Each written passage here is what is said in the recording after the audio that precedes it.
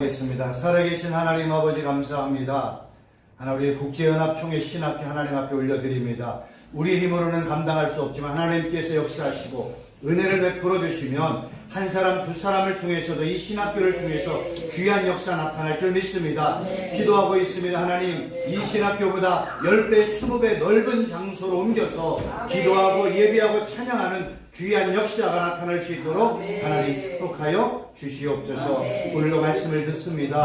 우리의 귀한 눈을 열어주셔서 주신 말씀 잘 깨닫고 순종하는 우리 복된 목사님들 되게 하여 주옵소서. 예수님의 이름으로 기도하옵나이다.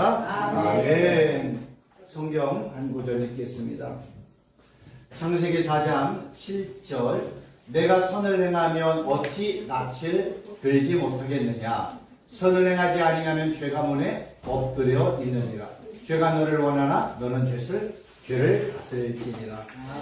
제가 반복해서 말씀을 드리지만 구약 성경과 신약 성경을 보다 더 깊이 알기 위해서는요, 중요한 단어들을 알면 성경이 그 중요한 단어들을 통해서 우리에게 말씀하고 싶은 내용들을 알 수가 있어요. 근데 그 성경의 단어들을 우리가 그냥 쉽게 우리가 알고 있는 한글 수준, 사전적이고 문자적이고 도덕적이고 윤리적인 수준에서만 성경을 보면 성경은요, 율법과 계명과 규례와 법도를 절대로 넘어설 수 없어요. 성경은 그렇게 볼 수밖에 없어요. 그러니까 한글 성경 수준으로 보면 모든 게 다 도덕적이고 윤리적이고 교훈적이고 사회적인 요 수준에서 벗어날 수가 없어요. 근데 성경은 그 내용을 초월하잖아요. 항상 성경의 모든 내용들과 단어들은요, 하나님과 예수님과 연관된 내용들로 가득 차 있어요. 그래서 저와 함께 공부하는 동안에는 그걸 잊으시면 안 돼요. 성경의 모든 내용들, 단어들에는 항상 예수님과 하나님과 구원과 영생과 하나님의 나라가 포함이 되어 있다. 그러니까 그런 기본적인 것을 알고 성경을 이렇게 평상시에 읽고 연구하다 보면 요 내용이 예수님과 어떤 관계지? 요 내용이 하나님과 어떤 내용이지? 알 수가 있는 거예요. 이거를 이제 조금 더 유식한 표현으로는 구원과 영생과 연관이 있다는 것은 구속사적인 관점입니다만 들어오셨을 거예요. 십자가 부활과 연관된 내용. 또 하나는 종말론적인 내용이다. 이거는 하나님의 나라, 천국과 연관이 있다는 거예요. 생각해보세요. 하나님이 이 우주 만물을 창조하셨어요. 근데 하나님에게는 시간도 없고 공간도 없네요. 하나님에게는 처음이나 나중이나 동일하다니까요. 그래서 히브리어에 알레프라는 첫 번째 단어가 있어요. 알레프가 이렇게 선이 있고 이렇게 점이 있는데 마치 황소의 모습처럼 되어 있는 게 알레프라는 단어예요. 이 단어는 뜻으로는 하나님, 신, 황소의 의미가 있어요. 근데 재미있는 건 히브리어 단어는요, 뜻만 있는 게 아니라 발음 기호도 있고 숫자에도 있어요. 그러니까 첫 번째 글자인 이 알레프라는 단어는요, 일의 의미가 있고요, 천의 의미가 있어요. 그러니까 하나님 편에서는 하루가 천년 같고 천년이 하루 같은 이유가 히브리인들이 볼 때는 야, 일이나 천이나 똑같이 그 의미라는 거예요. 그러니까 하나님에게는 천년이나 하루나 차이가 없어요. 누구에게만 차이 있어요? 피조물인 우리들에게만 차이가 있어요. 그래서 하나님께서 시간과 공간을 초월하신 하나님이 세상을 창조할 때는요, 우리가 볼 때는 지금으로부터 약 한 6,000년 전에 아담과 하와가 에덴 동산에 창조가 되었어요. 아담과 하와가 창조되기 전에 하나님께서 하루를 했는데 우리는 하루를 첫째 날, 둘째 날, 셋째 날이라고 해서 6일로 7일로 생각하면 절대로 안 되는 거예요. 성경에서는 하나님이 하루, 빛이 있으라 하루, 그 다음날도 하루, 이런 의미로 창조를 했단 말이에요. 근데 우리가 그거를 첫째 날, 둘째 날에서 일주일에 하나님이 세상을 창조했다? 하나님에게 무슨 일주일이 필요해요? 네, 그 하루가 그 다음 하루가 될 때 이게 천년인지 만년인지 1초인지 아무도 몰라요. 그러니까 요 시간대는 그냥 우리가 그냥 무한대로 놔야 돼요. 그리고 하나님이 아담과 하와를 창조하고 예수님이 올 때까지 4,000년, 예수님부터 지금까지 2,000년, 그를 AD, BC로 나눈단 말이에요. 그러니까 예수님이 오기 그걸 AD, 라틴어 아노 도미니라고 표현을 쓰고, 예수님 이후를 before Christ, 예수님 이후에, 예수님 전, 잘못 말씀드렸어요. 예수님 전은 BC니까 before Christ, 예수님 전, 아노 도미니는 예수님 이후, 이렇게 표현을 하는 거예요. 그러니까 기준이 뭐예요? 예수님이 이 땅에 오신 날을 기준하는 거예요. 재미있는 거는 하나님이 6,000년 전에 아담과 하와를 창조했을 때는 하나님에게는 시간도 없고 공간도 없잖아요. 하나님에게는 뭐가 있어요? 창조 바로 뒤에는 뭐가 있어요? 종말이 있잖아요. 그러니까 하나님 편에서는 창조와 종말이 하나에 있는 거예요. 마치 우리가 앞뒤 손바닥처럼, 동전의 양면처럼 앞에는 창조야. 그리고 지금 우리가 지금 6,000년의 시간을 살고 있단 말이에요. 언제 끝날지 몰라. 하나님 편에서 보는 뒤는 뭐예요? 종말이야. 그래서 어떤 신학자가 하나님의 창조 안에는 뭐가 포함이 되어 있다? 종말이 포함이 되어 있다. 이렇게 표현을 하는 거예요. 그러니까 창조와 종말은 같이 가는 거예요. 왜냐하면 하나님에게는 시간이 없잖아요. 하나님의 시간을 창조했기 때문에. 그래서 하나님 편에서 항상 뭘 바라봐요? 종말을 바라보는 거예요. 그래서 하나님이 피조물인 인간들에게, 시간적이고 제한적인 인간들에게 최고의 축복을 준다면 뭘 주실까요? 종말 이후에 이루어질 영원한 거 아니겠어요? 우리는 이 땅에 유한적인 거, 제한적인 거, 이 땅에 속해 있는 걸 우리를 복이라고 얘기하고, 그걸 가장 우리가 원하고 선하는데, 하나님 편에서 시간도 없고 공간도 없는 하나님에게서는 뭐가 복이에요? 영원한 게 복이란 말이에요. 그래서 그 영원한 것을 항상 얘기하는 거예요. 그 영원한 것을 하나님의 나라, 천국, 새하늘과 새 땅으로 설명을 하는 겁니다. 하나님에게는 여기가 관심이 있잖아요. 왜요? 영원한 분에게는 영원한 게 제일 축복이잖아요. 근데 시간적으로 제한적인 인간들은 영원한 것을 못 보니까 다 축복은 이 땅의 것으로만 생각을 하는 거예요. 그래서 믿음의 눈이 열리고 하나님의 말씀이 읽혀지기 시작하고 하나님의 말씀이 깨달아지면 이 제한적인 축복과 영원한 축복을 동시에 누리고 동시에 구할 줄 알아야 되는 겁니다. 그래서 하나님 편에서는 시작과 끝은 하나님 편에는 한 지점이에요.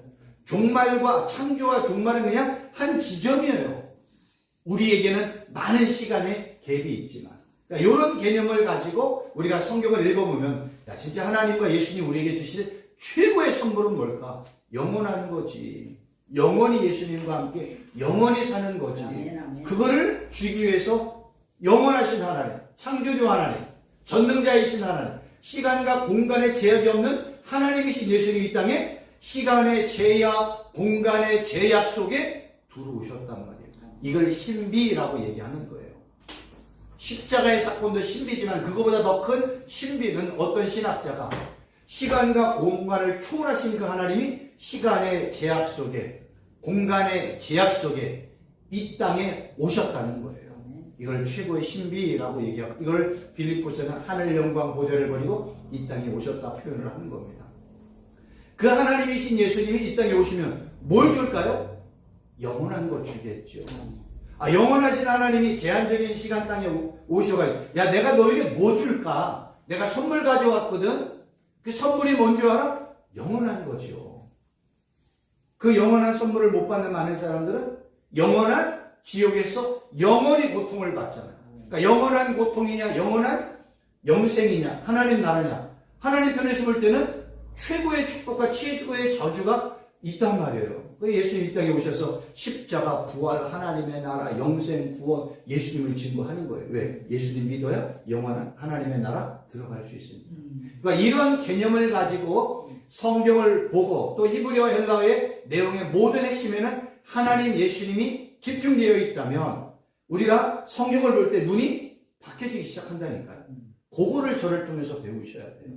그러지 않고 그냥 일반 신학교에서 많은 교수님들이 가르치는 것은 그런 나름대로의 이유가 있어. 그러니까 그런 강의가 필요한 거예요. 근데 저는 지금 히브리어 헬라어를 문법 안 가르치잖아요. 저도 모르는 문법을 어떻게 가르쳐. 문법은 관심이 없어요. 문법도요, 문법에 대한 책이 너무나 잘 나와 있어. 그래서 원어, 성경 연구, 히브리어 원전, 헬라 원전 그 한 8곳만 사면요, 문법 다 나와 있어요. 문법 중에서도 중요한 게 뭐예요? 이게 완료냐, 미완료냐, 진행이냐. 요거만 알면 돼요. 거기에서 한두 개만 더 알면 돼요. 아, 하나님이 축복을 계속해서 주시는구나. 아, 하나님이 죄를 마치셨구나. 요런 내용들을 보면 되는 거예요. 문법 그 정도만 알면 돼. 우리가 뭐 히브리어 헬라어 문법을 가지고 성경을 볼 필요가 뭐가 있어요. 그거를 전문하는 전문 교수님이 하면 돼요. 우리는 오늘 내용이지만 성경이 선, 죄, 엎드리다, 다스린다 이런 단어를 쓸 때 우리는 이 단어의 의미가 뭔지를 알아야 된다는 거예요. 우리 요게 중요한 거, 의미가. 나머지는 다 미리 해놓은 것들을 참조만 하면 돼요. 그러니까 이런 것들은 뭐예요? 내가 공부를 하지 않으면 알 수가 없어요. 그러니까 성경에는 이 선이라는 단어가 쫙 한번 찾아보면 돼요. 요새는 또 너무 잘 돼 있어가지고 핸드폰에 성경에 앱을 쳐가지고 선이라는 단어를 치잖아요. 창세기 1장부터 요한계시 22장 21절까지 쫙 나와요. 그걸 보면 성경의 선이라는 의미가 뭔지를 알 수 있는 거예요. 근데 이거는 한글이잖아요. 한계가 있다는 거예요. 그럼 선이라는 단어가 히브리어로, 헬라어로, 죄라는 단어가 히브리어로, 헬라어로 어떤 의미가 있는지 알면 이 내용을 통해서 그 부분을 설명하고자 하는 하나님의 내용이 뭔지를, 하나님의 말씀의 내용이 뭔지를 알 수가 있다는 거예요. 지금 이거는 하나님께서 지금 누구에게 얘기하냐면 가인에게 선을 행하지 못하면 어찌 날 못했느냐. 선을 행하지 않으면 죄가 문에 엎드려져 있는 거예요. 성경이 말하는 선의 의미가 뭔지, 죄가 뭔지, 그래야 죄가 문 앞에 엎드린다는 의미를 알고 죄를 다스린다는 의미를 알 수가 있단 말이에요. 그런 내용을 지금 설명을 드리려고 합니다. 먼저 그러면 선이라는 단어를 한번 보자 이거예요. 성경에는 이 선이라는 단어를요, 야타브라는 단어를 써요. 근데 성경은 이 야타브라는 히브리어 단어를 어떤 때는 한글 성경은요, 복이라는 단어로 써요. 원래 복은 바라크, 그 다음에 아사르 두 단어인데 한글 성경은 복을 어떤 때는 야타브 또 토브라는 단어를 복이라는 단어로 막 혼용하여 사용을 한단 말이에요. 근데 성경에는 이 선이라는 단어를 야타브인데 한글 성경은 복이라는 단어로 쓴다는 거예요. 그런데 재밌는 건 이 야타브라는 단어를 보면 어떤 뜻이냐면 선하다, 좋다, 즐겁다, 잘하다, 적절히 놓여있다, 적절하게 위치하여 있다. 이게 선이라는 의미예요. 그럼 우리가 알고 있는 이런 단어를 모르고 선하면 야, 선한 거잖아. 선의 의미가 뭐예요? 착한 거잖아. 좋은 거잖아. 이 정도의 수준에서 우리가 알 수 있는데 히브리어 단어는 뭐예요? 아, 적절하게 놓여있는 것이 선이구나. 거꾸로 얘기해서 적절하게 놓여있지 않는 것은 선의 반대인 악이나 죄가 될 수도 있겠네. 이렇게 이제 유추할 수 있는 거예요. 그래서 성경은 재미있는 게 바로 뭐냐면 이 선이라는 야타브라는 단어가 하나님과 연관되어 사용이 되어지면 선은요, 하나님 앞에서 올바로 잘 제대로 놓여 있는 것이 선이야. 선은 그렇게 성경하는 거예요. 또는 하나님이 원하시고 기뻐하시는 바로 그 일, 하나님이 바로 그 일을 하는 거, 그게 선이야. 이렇게 표현하는 거예요. 다른 말로 표현하면 하나님이 원하시는 그 일을 하는 게 너에게 뭐야? 곧 복이지. 성경은 이렇게 표현한다니까요. 그러니까 모든 기준이 누구예요? 하나님과 예수님이 기준이라는 거예요. 그러면 가인의 입장에서 이 내용을 보면 가인은 하나님 앞에서 어땠어요? 제대로 잘 올바로 놓여있지 못했네요. 그러니까 하나님이 원하시고 기뻐하시는 일을 안 했네요. 그러면 가인에게 있어서 하나님이 볼 때 가인은 뭐예요? 선하지 못하네요. 선은 뭐와 연관된다고 했어요? 복되지도 못하네요. 그러니까 우리가 이렇게 유추할 수 있는 거예요. 이거는 누가 가르쳐 준 게 아니라 그냥 제가 이렇게 연구하고 하나하나 찾아다 보니까 아, 선이 이런 뜻이고 하나님과 연관되어서 선이라는 단어가 하나님 앞에서 제대로 잘 적절히 올바로 놓여있는 것이 선이고 복이라면 하나님 앞에서 제대로 적절하게 놓여있지 못하는 건 선하지 못하네, 복되지 못하네 라고 알 수 있는 거예요. 그러니까 성경은 그런 거예요. 하나님이 원하시고 기뻐하신 일을 하면 너는 선한 자야, 너는 복된 자야, 이렇게 얘기하는 거예요. 그러면 선의 의미가 이렇다면 죄라는 의미를 한번 보자는 거예요. 죄라는 의미는요, 하타야라는 단어를 쓰는데 뜻이 뭐예요? 죄, 유죄, 형벌, 속죄죄의 의미까지 이 안에 포함되어 있어요. 근데 이 하타야의 어근을 보면, 뿌리를 보면 빗나가다, 방황하다, 배회하다는 거예요. 히브리어에는 뿌리가 있다고 말씀을 드렸잖아요. 근데 요 단어를 우리가 몰라. 그냥 죄, 유죄, 형벌 요 정도의 의미로만 죄를 이해를 한다면 성경이 말하는 죄의 의미를 우리가 뭐예요? 너무나 소극적으로, 너무나 좁게만 알고 있는 거예요. 근데 히브리어는 뿌리라는 게 있다고 그랬잖아요. 그 뿌리를 추적했더니 죄는 빗나가다, 방황하다, 배회하다. 성경에 보면 방황, 배회라는 단어가 있잖아요. 누가 방황하고 배회해요? 구약 성경에 보면 어린 양이 목자를 떠나 이리저리 방황하는 모습을 무릇 우리는 다 양 같아서 그릇 행하여 각기 제 길로. 그게 다 뭐예요? 죄라는 의미가 포함되어 있는 거야. 그러니까 이러한 단어를 알면 성경이 왜 그 단어를 썼는지 설명이 충분하게 이해가 되는 거예요. 그래서 죄를 짓는 사람은 하나님의 말씀에 불순종하여 하나님 앞에서 뭐예요? 빗나가게 되고 방황하거나 배회하게 되는 거예요. 그러니까 성경이 죄라는 표현을 이렇게 구약이 썼다면, 그러면 헬라어로는 뭐냐 이거 헬라어. 재미있는 거는 헬라어의 하타야를 번역한 거예요. 우리가 예를 들어서 죄하면 한글이잖아요. 영어로 번역하면 신이란 말이에요. 그러면 마찬가지로 요거를 헬라어로 번역한 단어가 하마르티아예요. 그럼 이 하마르티아와 히브리어 하타는 같아야 되잖아요. 그래서 이 죄라는 헬라어의 뜻은 잘못, 실수, 표적과 관역을 벗어난 것, 잘못이나 실수로 목표에 이르지 못한 것, 옳은 길에서 의식적으로 이탈한 것, 관역, 이렇게 표현하는 거예요. 그러니까 선은 뭐예요? 똑바로 가는 거예요. 어디를 향해서? 표적을 향해서. 그럼 표적은 누구예요? 성경에서 예수님을 표적이라고 얘기하잖아요. 그래서 표적이신 예수님을 향해 벗어나는 것, 이걸 뭐라고 그래요? 그건 죄지. 예수님은 내가 길이잖아. 길의 의미는 두 가지예요. 내가 길 자체야. 또 길의 의미는 뭐예요?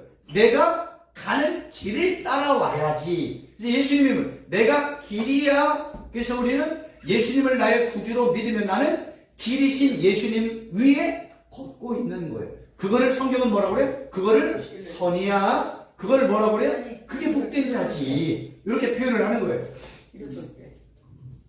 그러면 죄라는 건 뭐예요? 표적이신 예수님에게서 이렇게 벗어나는 것. 벗어났다는 건 뭐예요? 잘못된 길로 가는 거예요. 표적에서 벗어난 것. 길 위에서 이탈하는 것. 그러니까 죄는 뭐예요? 씨를 뿌렸는데 길 가에 떨어지네? 큰일 나는 거예요. 길 안에, 길 위에 떨어지네. 그러니까 길 가, 이런 표현을 쓰는 거예요. 구약에서는 죄를 표현할 때 뭐냐면 성도가 하나님의 얼굴을 바라보는 것을 은혜를 구한다라고 표현을 해요. 근데 구약성경에서 하나님을 바라봐야 될 피조물들이 하나님의 얼굴을 바라보지 않고 다른 데를 이렇게 바라봐. 벗어났잖아요. 뭘 바라봐요? 항상 성경은, 구약은 우상을 바라본다고 얘기를 해요. 하나님을 바라봐야 될 피조물들이, 하나님의 백성들이 하나님에게서 얼굴을 벗어나 다른 곳을 향하면 이거는 100% 우상숭배라고 얘기하는 거예요. 그러니까 하나님을 바라봐야 돼요. 지금 이제 피조물이 저를 제가 하나님의 피조물, 저를 바라봐야 되는데 얘가 뒤를 돌아서 우상을 바라보네? 그럼 하나님은 마음이 어때요? 슬프잖아요. 괴롭잖아요. 나를 돌아봤어? 그럼 나도 너 돌았을 거야. 이렇게 표현한다니까요. 그래서 하나님의 은혜의 얼굴을 하나님이 돌이키는 거예요. 하나님의 은혜의 얼굴을 다른 데로 향하면 복이 임하지 않네요.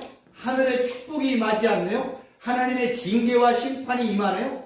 그러니까 하나님의 종들, 하나님의 성지자들이 하나님 앞에서 뭘 구하겠어요? 하나님 우리에게 뭘 돌려주세요?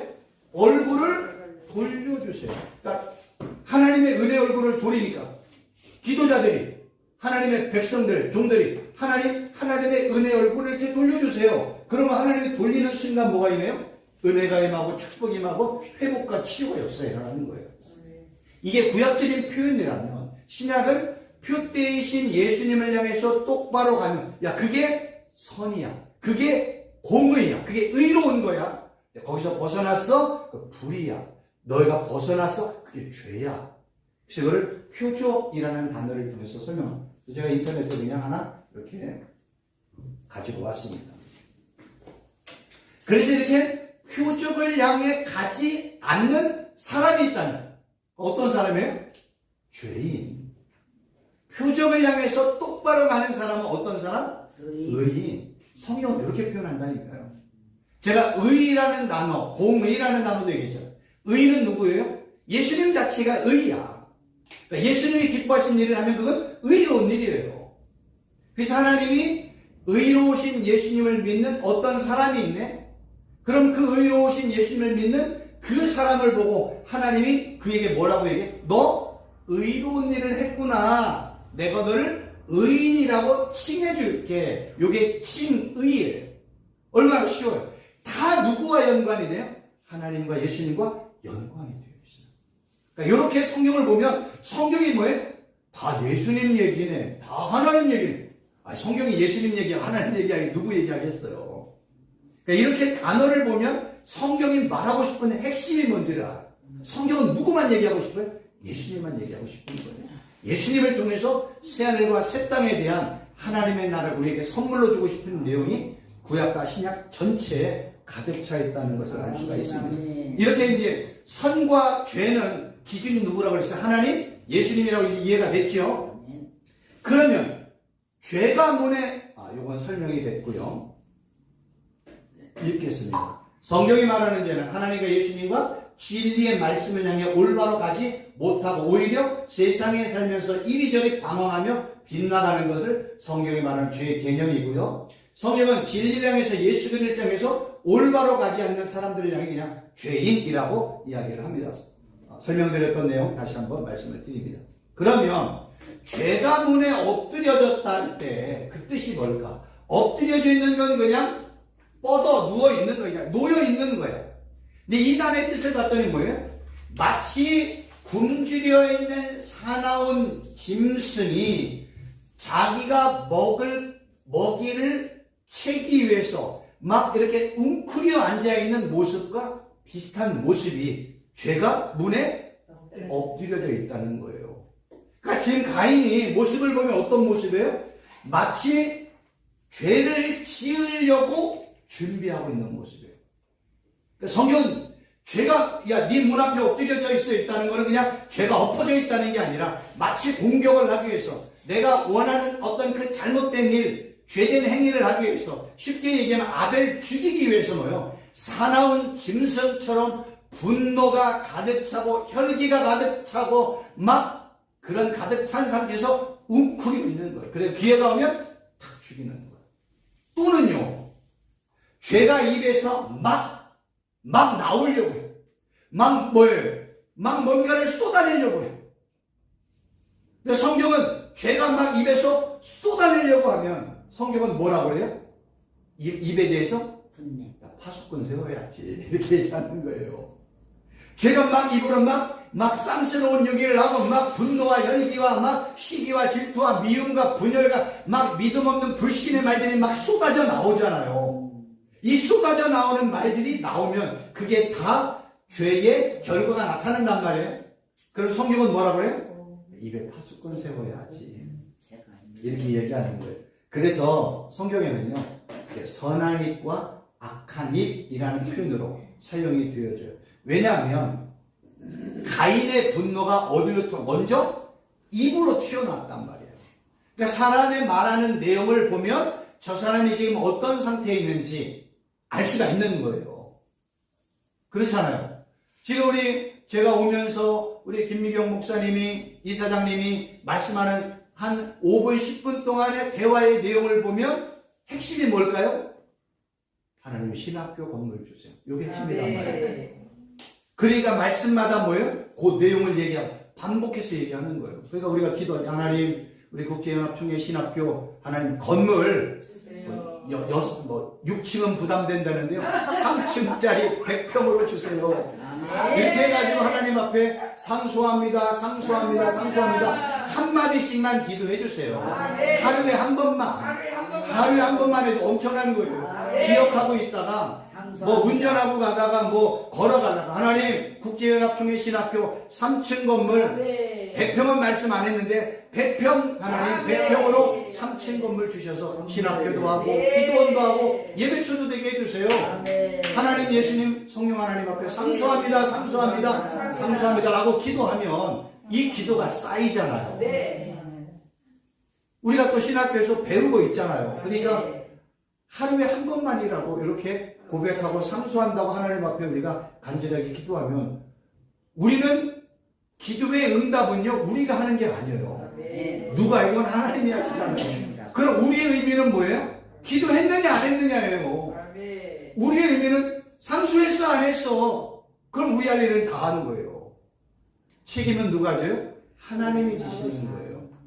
그래서 우리 하나님 앞에 자꾸만 뭐예요? 이걸 상소한다고 다 내려놓고 기도하고 고백하면 하나님이 듣다가 귀찮아서라도 응답해 주시지 않겠습니까? 우리가 그런 얘기 많이 하시잖아요. 그러니까 상소를 많이 하세요. 하나님이 마치 그 불의한 재판관이 한 불쌍한 가부가 와가지고 매일 찾아와가지고 그 불의한 재판관을 계속해서 괴롭게 했잖아요. 근데 우리 하나님은 예수님은 상소합니다 하면 지목사야, 최 교수야, 나 너무 귀찮다 이렇게 얘기 안 하세요. 야, 또 상소해 계속 해야지. 야, 하루에 한 번만 하면 되냐? 밥 3끼 먹잖아. 3번 해. 2끼 먹어. 그 2번만 해. 밥 먹을 때만 하나님 우리 신학교 건물 주세요. 상소합니다. 이렇게 한 번씩 기도하면 하나님은 야, 또 해. 이런 식단 말이에요. 사람은 뭐라 야, 귀찮아 이렇게 얘기하지만 하나님은 뭐예요? 귀찮아하지 않으세요.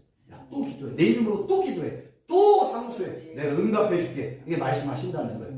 그래서 우리 입에서 선한 말이 나가느냐 악한 말이 나오느냐를 결정을 해야 되는 거예요. 그래서 야고보서는 뭐예요? 우리가 입에서 단물과 쓴물이 나온다고 하잖아요. 야, 어떻게 한 입에서 단물과 쓴물이 나오냐? 야고보 사도는 왜 그거를 의아하게 생각했을까? 그건 당연한데. 매일 욕하고 이쪽에서 기도하고 우리는 저주하고 축복달라고 우리는 매일 그렇게 사는데 왜 야고보 사도는 그걸 몰랐을까? 라는 생각이 드는 거예요. 그렇지 않아요? 어떻게 내 입에서 단물만 나와? 내가 설탕도 아니고 우리는 쓴물도 나오고 단물도 나온단 말이에요. 이 단물이 나올 때 쓴물이 나올 때 쓴물은 뭐예요? 파수꾼을 세우자는 거예요. 그러니까 성경이 그 얘기를 하는 거예요. 내 마음의 문, 내 입의 문, 내 생각의 문을 우리는 지킬 줄 알아야 되는 거예요. 그러지 아니하면 5만 가지의 것들이 들어오게 되어 있어요. 그래서 문을 지키는 게 중요해요. 생각의 문, 마음의 문, 입의 문 이런 것들을 지키는 거예요. 그거를 지키는데 우리가 알고 있는 것처럼 악한 사람은요 항상 뭘 통해서 역사를 할까요? 말을 통해서 역사하는 거예요. 말 한마디를 예쁘게 하든 아주 그냥 꼴사납게 얘기하든 은혜롭게 하든 은혜가 떨어지게 하든 세상적으로 말하든 복되게 말하든 다 누가 하는 거예요? 내가 하는 거예요. 근데 악한 사람은 항상 악한 말만 하기를 원해요.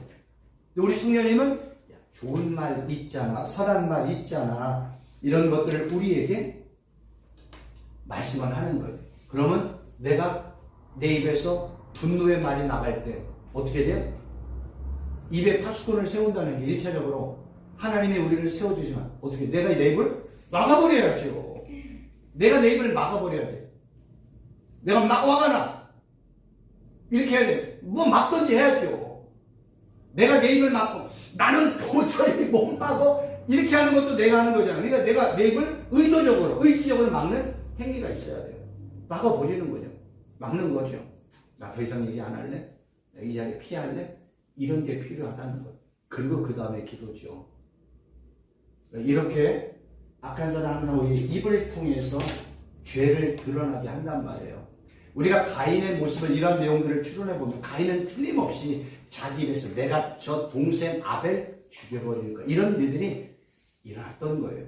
그래서 그 죄가 입으로 먼저 드러냈고 그리고 그 입으로 나갔던 것이 내 안에 차곡차곡 쌓이다 보니까 마치 내가 연약한 짐승을 잡기 위해서 큰 사자나 곰이 웅크리고 있다가 단번에 그거를 채가려고 하는 모습들이 그려지는 거예요. 내 안에 동생에 대한 미움이 없어. 사랑이 있어. 그럼 언제 웅크려요? 그런 건 없죠. 이런 내용들을 종합해 보면 가인의 모습이 당시 어땠는지 우리가 알 수 있다는 것을 추론할 수가 있습니다. 그럼 가인을 향해서 하나님이 너 죄 다스려 이렇게 얘기해요. 죄 다스려. 이 다스리라는 단어를 봤더니요. 다스리다, 주권을 잡다, 지배권을 가지다요. 근데 제가 왜 여기 요 문자를 쓰냐면 만약에 이거를 한글 성경으로 사전적이고 문자적인 의미를 하나님이 지금 가인, 야 너 가인 죄 다스려 이렇게 얘기하면 내가 마치 죄와 허물과 이런 것들을 다스릴 수 있다고 생각하면 안 돼요. 그렇잖아요. 마치 한글 성경 하나님 너 가인 죄 다스려, 너 분노 다스려 얘기하잖아요. 우리는 분노와 죄를 다스릴 수 없잖아요. 그럼 이 단어가 어디에 쓸까? 이 단어는요 하나님의 다스림에 쓰인다는 거예요. 이 단어가 히브리어 이렇게 문법을 공부하면은 이건 마샬이라는 단어는 주로 하나님의 다스림에 사용된 이렇게 표현하는 거예요. 아 그러면 죄를 다스린다는 거는 내가 다스리고 분노를 못 받고 분노를 내가 내 마음대로 통치하고 이럴 수 있는 게 아니구나. 나의 죄와 허물을 내가 다스리려면 나는 어떻게 돼요? 이 다스림의 힘, 권세의 힘을 갖고 있는 누구에게? 하나님과 예수님께 의탁하는 거겠지요. 그게 상수하는 거겠지요. 그래서 하나님 나의 분노의 마음 십자가에 못 박습니다. 예수님이 죄의 이 욕망들 십자가에 못 박습니다. 예수님 십자가의 권세로 이 욕망, 분노, 혈기, 짜증, 미움 이거 멸해 주세요. 우리는 뭐예요? 권세의 대행자로서 사는 거예요. 권세의 대행자. 이걸 우리는 청지기라고 얘기를 해요. 대리인이라고도 표현을 해요. 그러니까 우리는 권세와 능력은요 하나님의 거예요. 그러니까 그 권세와 능력은 하나님의 거니까 이 권세와 능력을 내가 사용하려면 나는 누구에게 의탁해야 돼요? 권세와 다스림과 능력의 은사의 주인이신 하나님 앞에 하나님 이 권세로 내 안에 지금 일어나는 분노, 혈기, 미움, 보복하고 싶은 마음, 안갚음하고 싶은 마음, 원망, 짜증, 불신, 두려움 이거 예수님의 권세로 멸해주세요. 이게 청지기, 대리 성도의 모습이라는 거예요. 이렇게 살아갈 때 예수님이 나를 통해서 역사하시는 거예요. 그래서 우리에게 뭐 주셨어요? 예수님의 이름 주셨잖아요. 예수님의 이름을 사용하라고. 예수님의 십자가의 권세도 주셨잖아요. 그러니까 그 십자가의 권세를 우리가 하나님 앞에 허락받고 쓰는 거예요. 그러니까 우리가 이 땅에 주어진 모든 것들은요 하나님의 거예요. 그러니까 하나님 앞에 허락받고 그걸 사용하면 하나님이 나를 통해서 역사하는 거지 내가 역사하는 건 아니에요. 요거 은사 있는 분들이 참 조심해야 돼요. 모든 은사와 능력과 권세는요 하나님이 나에게 주신 거예요. 그럼 내가 가지고 있다 해도 내게 아니야. 언제든지 하나님이 거두어 갔습니다. 그러니까 우리가 가지고 있는 이 은사가 내 안에 계속해서 머무르려. 우리는 항상 하나님 앞에 하나님, 예수님 이 시간에 역사해 주세요. 은혜를 풀어주세요. 이 은사 사용할 때 성령님 역사에 무지하게 기도하고 사모하고 간구하는 마음으로 구하고 그때 사용하는 거예요. 내가 아무리 은사를 행해도 하나님이 역사하는 은사가 없어요. 이런 의미를 권세, 능력, 다스림 이런 모든 것들은 다 하나님의 것. 내 것은 하나도 없다. 이런 것을 분명하게 알고 있다면 우리는 매번 하나님 앞에 도움을 구할 수 있다는 거예요. 그런데 이렇게 다스린다라는 단어가 신약 성경에 아주 비슷한 단어가 있어요. 그게 뭐냐면 이것은 죄가 죽음 안에서 왕노릇한 것 같이 은혜도 의를 인해 왕노릇해 예수 그리스도 우리 주로 인해 영원의 영생에 이르게 하려는 것이야. 여기서 이제 왕노릇한다는 것과 다스린다는 것은 같은 의미예요. 이 왕노릇하다라는 뜻은 뭐냐면 다스린다는데 어디에 쓰냐면 세상 임금인 악한 사단도 왕노릇해. 하나님과 예수님도 왕노릇해. 그러면 세상 임금인 악한 사단과 그의 졸개들이 왕노릇한다는 건 뭐예요? 죄와 죽음과 여러 가지 환경을 통해서 사람들을 미혹하고 유혹하고 통제한다는 것. 그러니까 우리의 주위에 있는 모든 것들은 누구도 사용할 수 있다? 악한 사람과 그의 졸개들도 사용할 수 있다. 왜요? 거기에도 권세가 있고 능력이 있다니까. 또 하나는 하나님과 예수님과 연관돼서 왕노릇이라는 걸 보면 하나님과 예수님께서 우리의 주인과 왕이 되셔서 우리를 하나님의 뜻과 섭리와 목적으로 통치하고 다스리는 거예요. 그래서 우리 안에는 지금 뭐예요? 하나님의 통치를 받을 거야? 악한 사단과 그의 졸개들의 통치를 받을 거야? 누가 나를 다스리지 지금? 이 순간 내 안에 분노가 막 튀어 올라와. 막 누구를 막 미워하고 안갚음하고 싶은 보복의 마음 막 튀어 올라와. 이때 나는 하나님과 예수님의 통치와 다스림을 받을 것인가? 악한 사람과 그의 졸개들의 다스림을 받을 것인가? 갈림에 서 있다니까. 이거를 바울은 너 의의 병기로 쓰임받을 거야? 불의의 병기로 쓰임받을 거야? 이렇게 표현한단 말이에요. 그걸 유대인의 어떤 고대 유대인의 어떤 내용들을 보면 그렇게 표현하는 거야. 내 마음에는 2마리의 늑대가 있다. 그래서 내가 누구에게 양식을 주느냐에 따라서 그 늑대가 커지기도 하고 작아지기도 한다. 선한 늑대, 악한 늑대, 검은색 늑대, 흰색 늑대 이렇게 표현을 한다니까. 다 성경적인 표현이잖아요. 나는 요 순간에 지금 요 순간에 내가 지금 막 말하고 싶고 따지고 싶고 막 화내고 싶은 이 순간에 아버지. 이거를 십자가에 못 박고 아멘. 이 분노를 멸하고 아멘. 내가 하나님과 예수님의 다스림과 통치를 받을 것이다. 무슨 소리야? 나 이건 도저히 못 참아. 다른 건 다 참아도 이번만큼은 내가 다른 건 다 용서해도 이것만큼은 내가 용서 못해 해가지고 나의 분노와 혈기를 100% 쏟아내는 순간, 혈기가 드러나는 순간 성경은 뭐라? 혈기는 하나님의 의를 이룰 수가 없다. 성경에 분명히 나와 있어요. 죄는 하나님의 의를 이룰 수가 없어요. 내 안에는 막 부글부글 끓는데 그건 네 마음이지. 부글부글 끓고 않고는 내 마음이지. 하나님의 다스림을 받을 것이냐? 악한 사람과 그의 존재들을 다스리면 이거는 또 다른 선택의 문제가 아니죠. 이런 선택에 기로했을 때 우리는 항상 하나님과 예수님을 선택해야 되는 건 알고 있어요. 근데 잘 안 된다고요. 나는 성격 때문에, 나는 기질 때문에 그거 다 필요 없어요. 기질이든 성격이든 그건 선택의 문제예요. 기질이 막 나는 불같아도 나는 하나님 다스림 선택할 거야. 나는 내 분노 다 표출할 거야. 이 갈라지는 거예요. 이런 선택에 기로했을 때 하나님도 역사하고 사단도 역사하고 다 역사해요. 그때 우리는 하나님과 예수님의 통치와 다스림을 선택해야 된다는 거죠. 쉽지가 않죠. 그래서 훈련이 필요한 거예요. 어떻게 훈련? 화가 날 때 뭐 하는 거예요? 입 막는 거. 입 막는 거. 그래. 말은 항상 죄는 뭐부터 튀어나와요? 입으로부터 튀어나게 돼 있거든요. 악한 입. 입 막는 거예요. 두 번째는 뭐예요? 요셉처럼 도망치는 거예요. 그 자리 피하는 거예요. 비겁하게 피하냐고. 비겁한 게 아니라 용기 있는 거라니까. 아무나 피하는 게 아니에요. 그냥 피하면 막 뒤에서 막 욕하고 비겁하다고 얘기해도 피하면 하나님 앞에 축복받는다니까. 입 막고 피하고 도망치는 거예요. 그리고 나서 30분, 1시간이 돌아오면 뭐예요? 아무것도 없었던 것처럼 돼 있어요. 이 입 막고 피하는 게 너무나 힘들다는 거예요.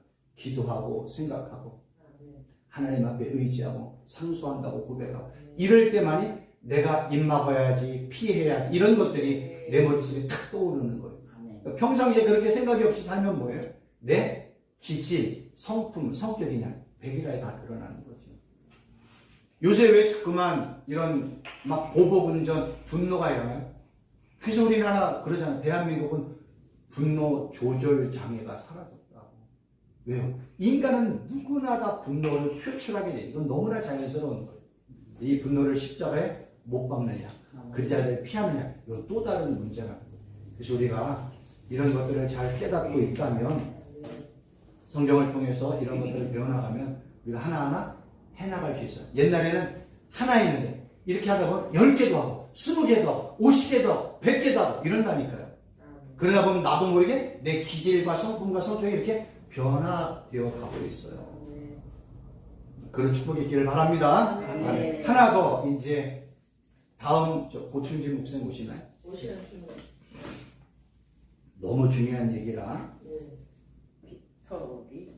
제가 5분 안에 어떻게 빨리 한번 해결해 보도록 하겠습니다. 네. 우리가 알고 있는 것처럼 하나님은 왜 아벨과 그의 제물은 받고 가인과 그의 제물은 안 받았을까? 우리가 계속해서 지금 설명을 드리잖아요. 아벨과 그의 제물을 받은 이유를 히브리서는 이렇게 표현해요. 믿음으로 아벨은 가은보다 더 나은 제사를 하나님께 드렸다. 그래서 더 나은 제사는 다음 시간에 말씀을 드릴 거예요. 의로운 자라 하시는 증거를 얻었다. 그러니까 믿음으로 드렸으니까 더 나은 제사, 의로운 자라고 하는데 이런 내용을 설명을 드리고 하나님이 그 힘을 대하여 증언하십니다. 그가 죽었으나 그가 믿음으로써 지금도 말하고 우리 히브리서 11장은 믿음장이니까 성경은 이 아벨을 믿음으로 설명을 했는데 요거는 다음 시간에 말씀을 드리고 오늘은 이제 하나님이 아벨이 드린 양의 첫 새끼가 있고 기름이 있잖아요. 요 내용이 아주 중요한 거예요. 우리가 그냥 단순히 양의 첫 새끼 기름의 의미가 있는데 여기서 양이라고 얘기할 때는요 그냥 가축을 이야기를 해요. 단어는 그냥 촌이라는 단어를 쓰는데 양의 의미도 있지만 가축의 의미도 있고 염소의 의미도 있고 이런 의미예요. 이 단어가 양이라는 단어가 비유적인 의미로 사용이 되어지면 성경은 양을 표현할 때 항상 뭐예요? 하나님의 백성도 양, 예수 그리스도도 양 이렇게 표현을 한다는 거예요. 그러니까 이런 내용을 알고 있어야 성경의 내용, 그 내용이 그 내용이구나 알 수가 있다는 거예요. 근데 주로 양은 어디에 쓰여있냐? 희생제물로 사용이 되었다는 게 중요하고요. 또 하나는 첫 새끼라는 첫 번째. 이 첫이라는 단어는 어떤 뜻이냐면 처음 낳은 것, 처음, 그리고 첫 번째 아들, 장자, 첫 열매, 이게 다 첫이에요. 근데 제일 또 하나 중요한 게 뭐냐면 가장 뛰어난 것을 첫 번째라고 얘기를 하는 거예요. 근데 이 첫 번째라는 단어가 복수로 쓰였어요. 그러면 아벨이 하나님 앞에 드린 양은 한 마리가 아니라 여러 마리 양이었을 거라고 우리가 생각할 수 있어요. 그러니까 성경은 이렇게 첫 번째 것을 가장 좋다라는 의미로 설명을 해요. 그래서 첫 번째, 첫 예물, 장자권, 처음 난 것, 그리고 가장 뛰어난 것을 첫 번째라는 의미로 설명을 드린 것. 지난 시간에 말씀을 드린 것처럼 당시에 아벨과 가인의 시대에는 동물을 먹을 수 없다고 말씀을 드렸어요. 동물은 언제 유일하고 했죠? 노홍수 이후부터 동물을 먹었어요. 그전에는 다 뭐만 먹었어요? 채소나 곡식이나 곡물 이런 것들만 먹었단 말이에요. 그러면 양을 아벨이 키웠다는 건 뭐 하기 위해서? 하나님 앞에 제물로 바치기 위해서 키웠다는 게 우리가 이제 확실하게 알 수 있는 거예요. 이런 의미를 가지고 그러면 기름이라는 단어를 보자. 성경에서 이 기름이라는 의미는요 그냥 지방, 기름진 것 이런 의미도 있지만 가장 우수한 것, 가장 좋은 것이라는 의미가 있어요. 그래서요 기름은요 당시에 사람이 먹을 수 있었다 없었다?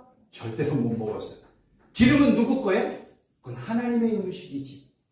그들은 그렇게 생각해요. 기름은 하나님의 거야. 그러니까 하나님의 음식이야. 누구에게만 드려? 하나님에게만 드렸다는 거예요.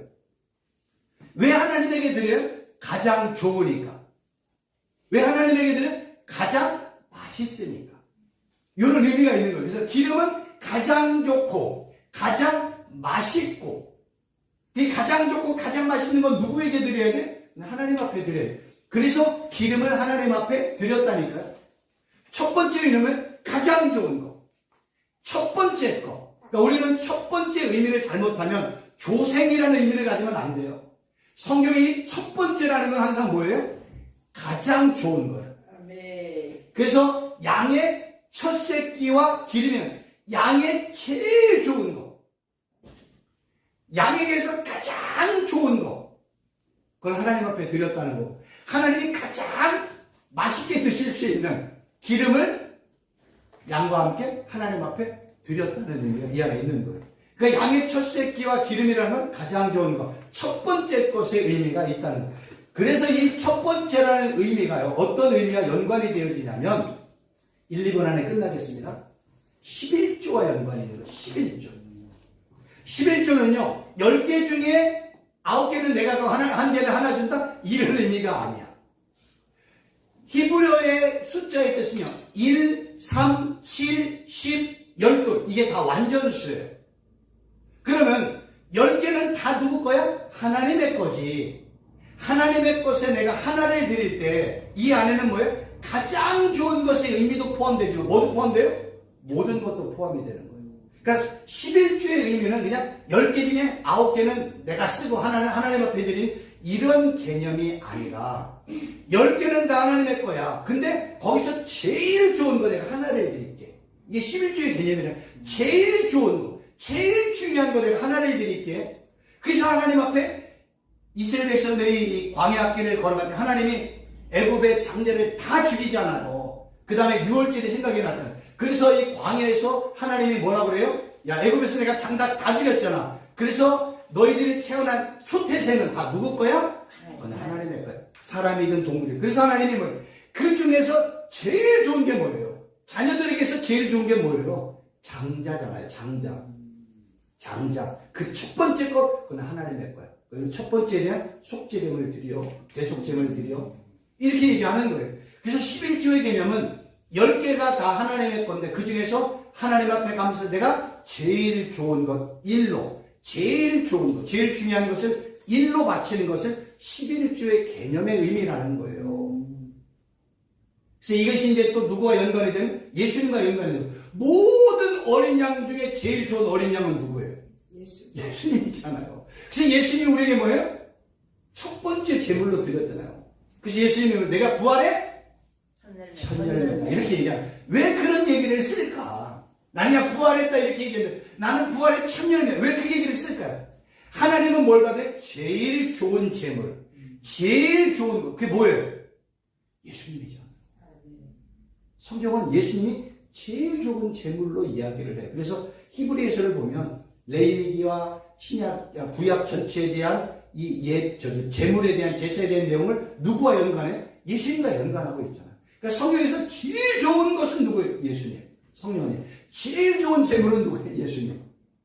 그러니까 하나님은 뭐만 받아요? 제일 좋은 것만 받지요. 그 제일 좋은 게 뭐예요? 예수님을 받는 거예요.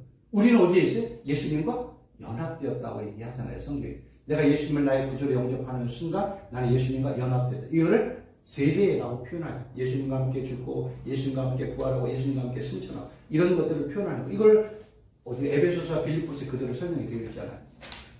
그러니까 11조의 개념을 뭘로? 예수님과 십자가로 이렇게 우리가 바라볼 줄 알아야 돼요. 그러니까 첫 번째 양, 기름, 이 의미는 다 뭐라고요? 제일 좋은 것을 바쳤다는 거예요. 하나님이 받으시고 기뻐하셨다는 거예요. 이게 이제 우리가 아벨과 가인의 제물과의 차이점이고, 이제 더 나은이라는 단어를 이제 다음 시간에 설명을 드릴 텐데, 그 내용을 보면 또 다른 내용들이 포함이 되어 있어요. 오늘은 여기까지 하도록 하겠습니다. 어려운 거 없으셨죠? 네. 기도하겠습니다. 하나님 아버지, 감사합니다. 매주 이렇게 짧은 시간이지만 하나님의 말씀을 배우는 것이 큰 기쁨과 즐거움이 되게 하시고 우리의 목표 현장에 많이 사용되어질 수 있도록 하나님 도와주옵소서. 예수님의 이름으로 기도하옵나이다. 아멘. 감사합니다. 수고하셨습니다.